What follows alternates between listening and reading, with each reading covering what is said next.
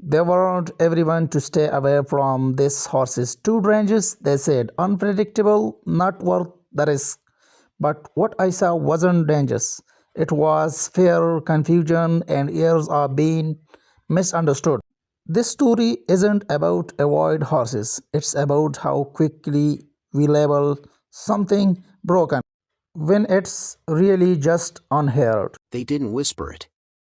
They didn't hesitate. They said it clearly, over and over again, stay away from that horse. From the moment I arrived, the warnings came fast. Handlers shook their heads before I even asked the question. Some crossed their arms. Others looked away, like the decision had already been made. This horse wasn't just difficult. He was labeled dangerous. They said he charged without warning. That he snapped when approached. That he had already hurt people who thought they could handle him. And the thing is, when enough people repeat the same story, it starts to sound like fact. But standing there, watching him from a distance, something didn't sit right with me. He wasn't pacing like an animal looking for a fight. He wasn't aggressive for attention.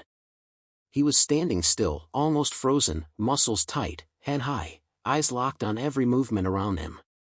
And I remember thinking this very clearly. If everyone is scared of him, what must he be feeling right now?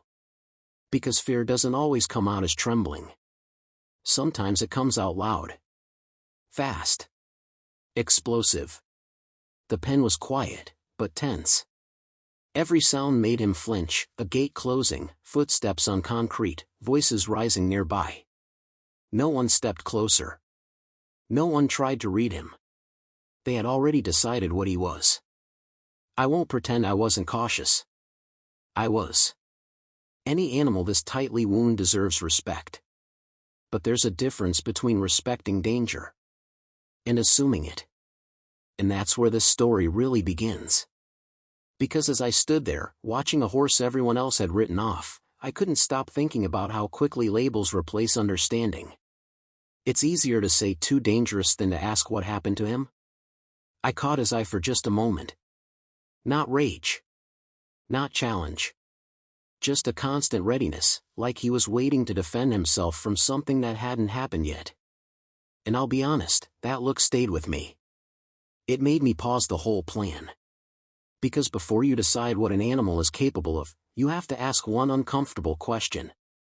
Was he truly dangerous? Or was he simply never given a reason to feel safe? That question would change everything that came next. Reputations don't form overnight.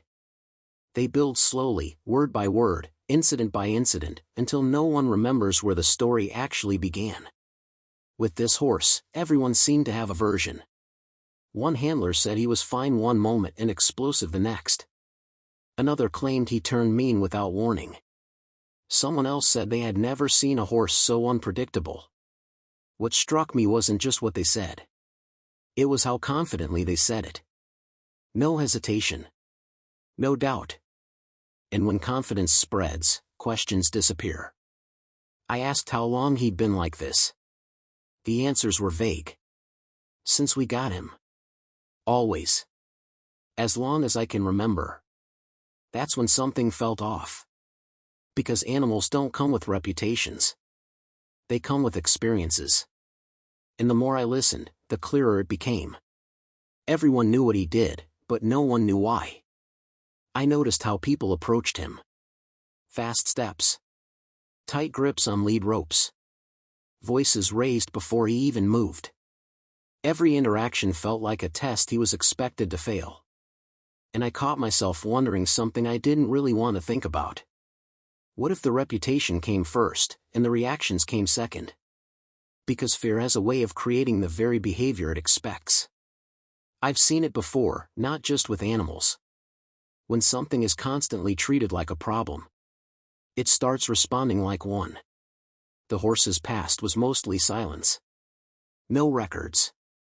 No clear history. Just fragments. A previous owner who couldn't handle him. A training program that didn't last. A transfer no one wanted to explain. And in that silence, assumptions grew. I stood there listening, nodding, absorbing it all. But inside, I was unsettled. Because once a label sticks, it stops being a warning and starts being an excuse. An excuse not to look deeper. An excuse not to slow down.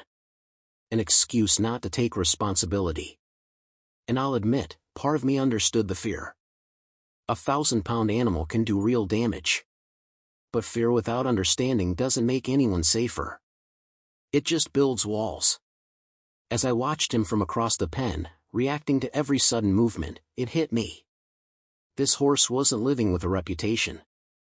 He was trapped inside it.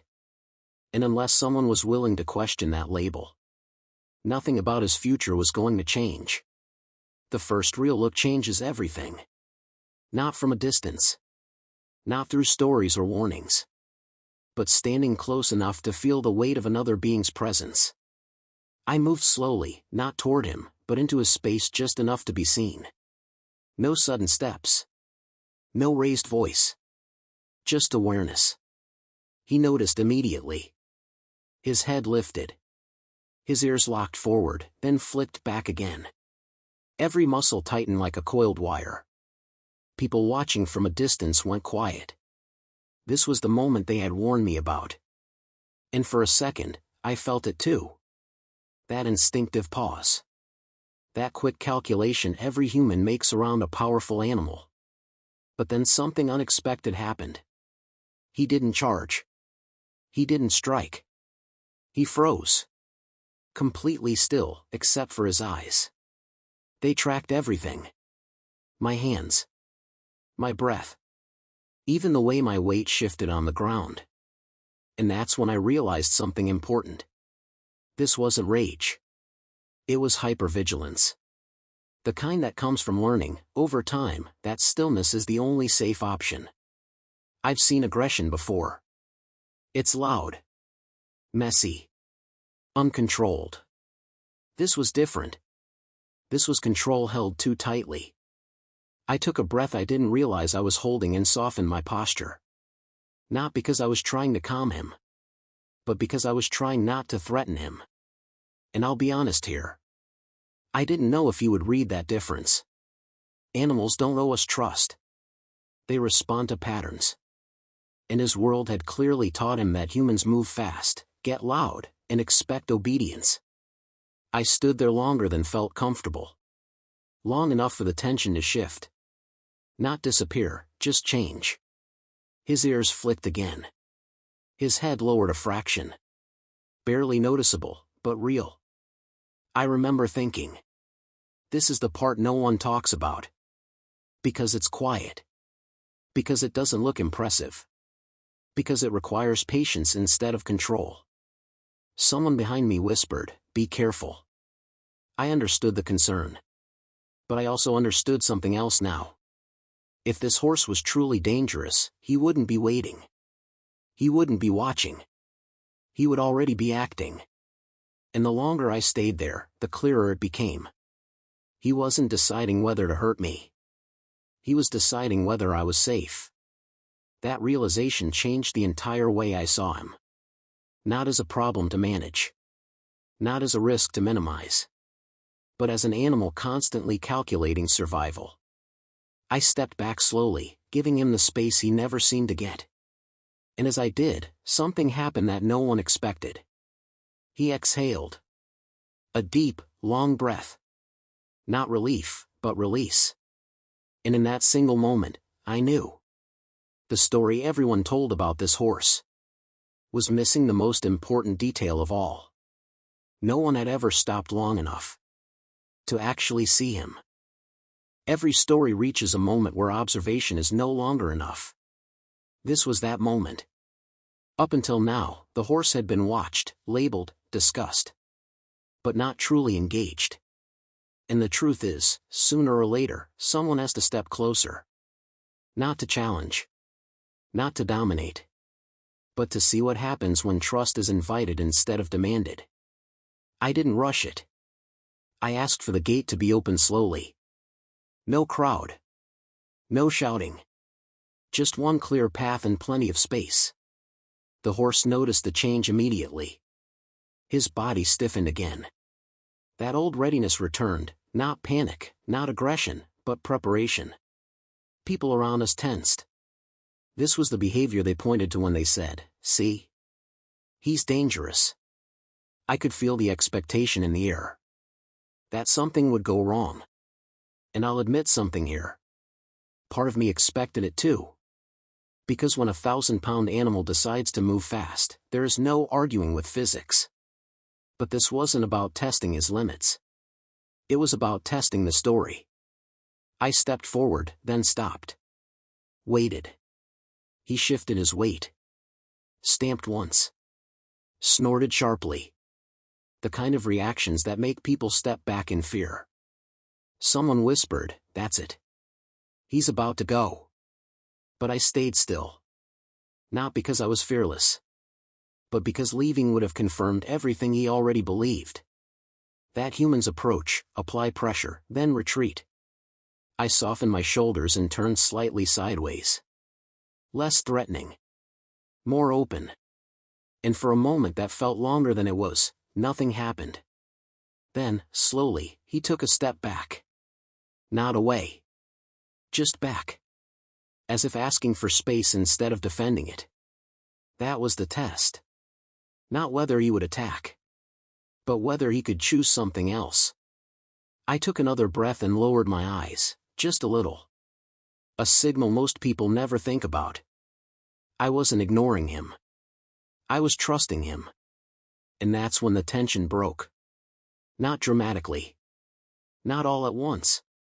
But enough. His head lowered again. The stamping stopped. The air changed. People around us exhaled without realizing they'd been holding their breath. I heard someone say, "I didn't expect that." Neither did I. Because what this test revealed wasn't danger. It revealed confusion. A horse waiting for instructions that never made sense to him before. A horse used to pressure, not clarity. I stepped back and the gate was closed again. No victory pose. No celebration. Just silence. But that silence said more than any warning ever had. It said the label was starting to crack. And once a label cracks, it never fits the same way again. The hardest stories are the ones no one wants to tell. Not because they're dramatic. But because they force responsibility into the room. After the test, the conversation changed. People weren't as certain anymore. The confidence in their warnings softened into hesitation. And in that pause, the past finally began to surface. Not all at once. Not clearly. Just fragments. A previous owner who gave up quickly. A training program that focused on results, not understanding. Hands that moved too fast. Pressure that came without explanation. No one said the word abuse. They didn't have to. Because when a horse flinches before contact, you don't need a report to know something went wrong. I found myself listening more than speaking. And the more I listened, the clearer the pattern became. This horse wasn't unpredictable. He was consistent. Every reaction made sense. When you understood what he had been taught to expect. Pain after hesitation. Punishment after confusion. Pressure with no release. And I'll be honest, that realization sat heavy with me. Because it's easier to believe an animal is just dangerous than to admit we failed it. I walked back toward the pen, not to test him again, but to see him with new eyes. This time, I noticed the scars others had ignored. Not dramatic wounds. Subtle ones. The way his body stayed braced even when nothing was happening. The way his ears never fully relaxed. The way his eyes searched for the next mistake. And I remember thinking something I didn't expect. How many times had he been punished for trying to understand us? That question changed everything. Because suddenly, his past wasn't an excuse. It was an explanation. And explanations demand different choices. This wasn't a horse that needed control. It was a horse that needed clarity. Consistency. Time. The idea that some animals are too far gone started to fall apart right there. Not because he had changed. But because we finally had. And that shift, quiet as it was, mattered more than any training technique. Because once you stop asking what's wrong with him, and start asking what happened to him, you can't go back. Understanding the past changes the present. But only if you're willing to act differently. Once the conversation shifted from blame to clarity, the approach had to change too. There would be no rush. No forcing progress just to prove a point. No expectations of instant trust. That decision alone made some people uneasy. Because doing less can look like doing nothing. Especially when everyone is used to control. We started with space. Not isolation, but choice. The horse was allowed to stand without being corrected. To move without being chased. To observe without being tested. And I'll be honest, the first few days were uncomfortable. For us. Not for him. He watched everything carefully, waiting for the pressure that never came. That's the part most people underestimate. When an animal has lived under constant correction, freedom doesn't feel safe at first. It feels like a trap. I caught myself wanting to intervene. To adjust his position. To help. And every time, I had to stop and ask myself, is this for him, or for my own comfort? So we slowed it down even more. Simple routines. Same time. Same movements. Same calm energy. Nothing flashy. Just predictability. And slowly, almost invisibly, things began to shift. His reactions softened. Not disappeared, softened. The sharp edges dulled. One morning, I noticed something small but significant. When someone entered the space, he didn't brace immediately. He waited. That pause, that single second of hesitation, was progress. Because waiting means thinking. And thinking means trust has room to grow. I won't pretend it was linear. There were days when old habits returned. Moments when tension spiked. And I won't lie, there were times I doubted the approach. Because patience doesn't give instant feedback. But consistency does. Over time. And then one afternoon, something happened that no one expected. He lowered his head on his own. No cue. No pressure. Just choice. It wasn't dramatic. But it was everything. Because you can't force an animal to relax. You can only make relaxation possible. Standing there, watching that moment unfold, I realized something important. This wasn't about proving he wasn't dangerous. It was about proving he was listening. And for the first time, he wasn't listening for threats. He was listening for guidance. That's when I knew. Whatever came next, this horse was finally being given a chance to understand us. Change rarely announces itself. It doesn't arrive with sudden calm or perfect behavior. Most of the time, it shows up quietly, almost easy to miss. At first, the differences were small. He didn't rush to the back of the space anymore. He didn't flinch at every movement. He started standing with his weight more evenly balanced. Things most people would overlook. But when you've been watching closely, you notice everything. What stood out the most was his timing. Before, his reactions were immediate, automatic. Now, there was a pause. A breath. A moment where he seemed to think instead of react. And that moment mattered. Because it meant the pressure was no longer constant in his mind. I remember one morning when someone entered quietly. Expecting the usual tension. It never came. He lifted his head, watched, and stayed where he was. No pinned ears. No rigid stance. Just awareness. I caught myself smiling without realizing it. Not because it was impressive. But because it was honest. And I'll admit something here. Part of me was afraid to trust the change.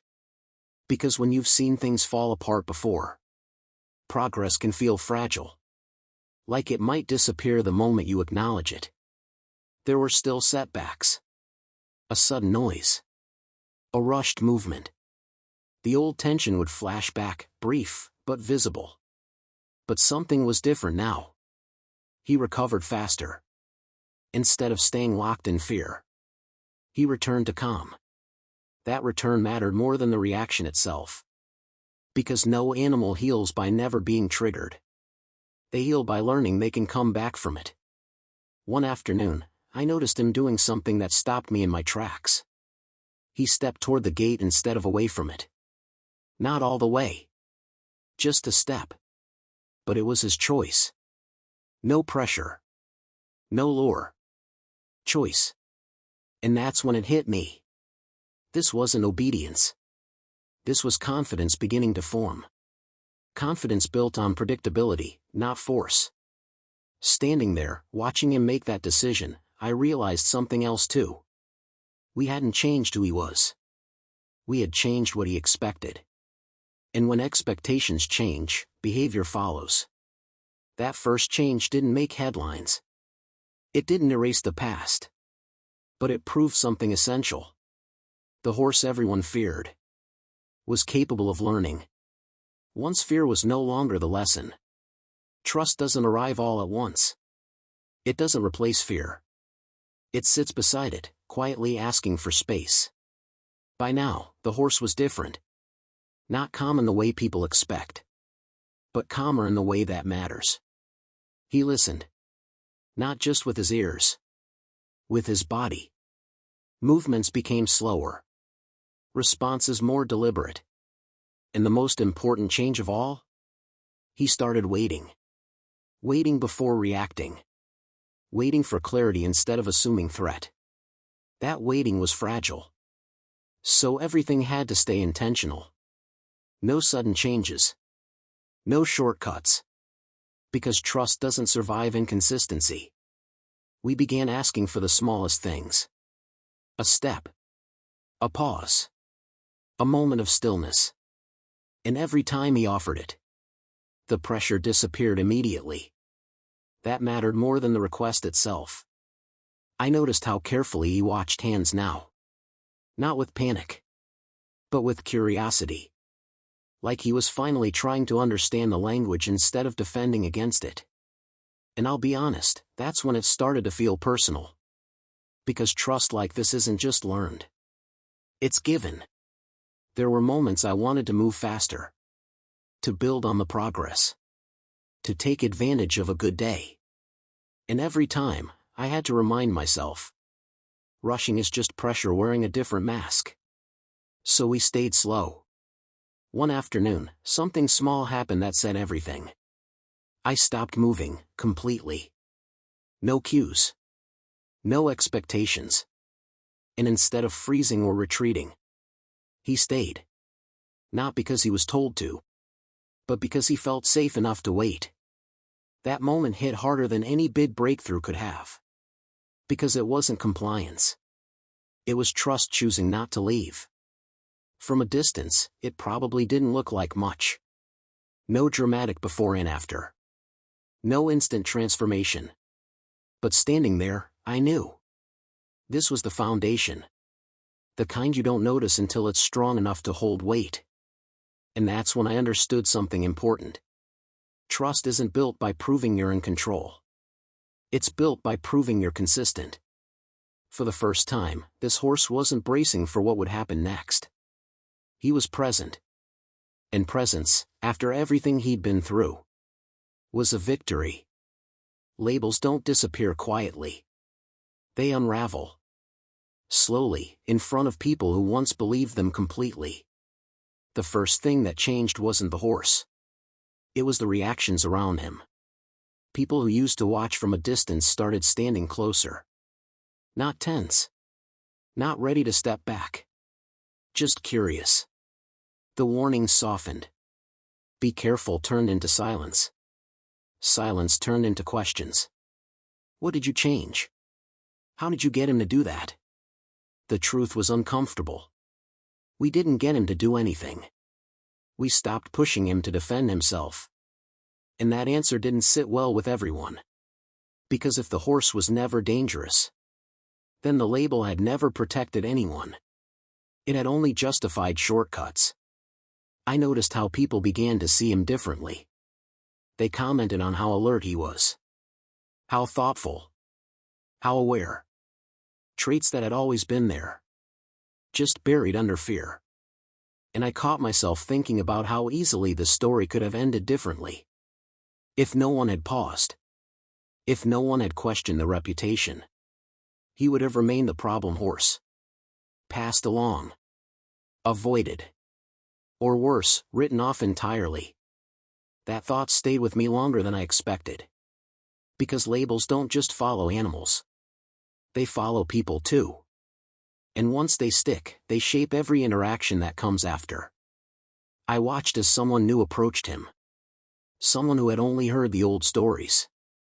They moved cautiously, expecting tension. It never came. Instead, the horse stood quietly, waiting. And in that moment, the label lost its power. Not because someone argued against it, but because reality no longer matched it. No speeches. No announcements. Just evidence. And evidence is hard to ignore. Standing there, I realized something I hadn't before. This story was never about proving anyone wrong. It was about giving truth enough time to show itself. Because when understanding replaces fear, labels don't survive. They fade. And what's left is something far more honest. A horse finally seen for who he actually is. In the end, what they got wrong wasn't the horse. It was the story they told themselves about him. They saw power and assumed danger. They saw reactions and assumed intent. They saw fear and never questioned where it came from. But fear isn't a flaw. It's information. And no one had been listening. Standing there now, watching the horse move calmly through a space that once overwhelmed him, it was impossible to ignore the contrast. Same animal. Same strength. Different understanding. That's the part that stays with you. Because nothing about him had been fixed. He wasn't corrected into submission. He wasn't controlled into silence. He was given clarity. And clarity changed everything. I thought back to the first warnings, the certainty, the confidence, the labels spoken like facts. Too dangerous. Not worth the risk. And I realized how close he had come to being defined by those words forever. Not because he was beyond help, but because it was easier to stop trying. That realization wasn't comfortable. Because it forces a question we don't like asking. How often do we choose labels over responsibility? With animals. With people. With anything that challenges our patience. Watching him now, ears relaxed, movements thoughtful, I felt something shift. Not pride. Not relief. Responsibility. Because stories like this don't end with transformation. They end with obligation. An obligation to slow down. To look deeper. To stop mistaking fear for danger. And I'll be honest, this horse changed the way I see a lot of things. Not because he became calm. But because he showed how easily we get it wrong. When we stop listening. The truth is, he was never asking to be trusted blindly. He was asking to be understood. And once that happened, trust followed on its own. That's what they got wrong. Not his behavior. Not his potential. They got wrong what fear looks like. When it's been ignored for too long. And if there's one thing this story leaves behind, it's this. Before you decide what something is, make sure you've taken the time to actually see it. Because sometimes, what we call dangerous is simply something that's never felt safe.